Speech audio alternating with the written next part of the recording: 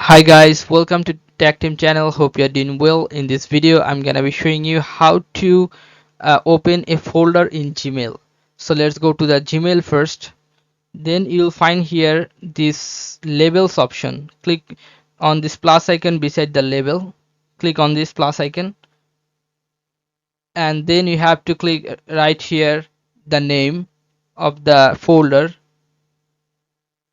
right here.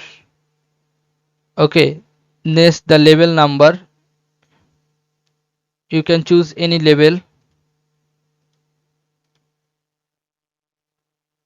You have to select a parent label under this new label will be. So I'm gonna click on SEO. Now click on create. Now if you find this under SEO label, you can see the new label or the new folder here, which is right here.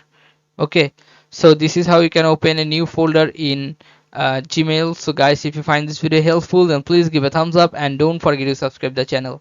Thank you so much for watching the video.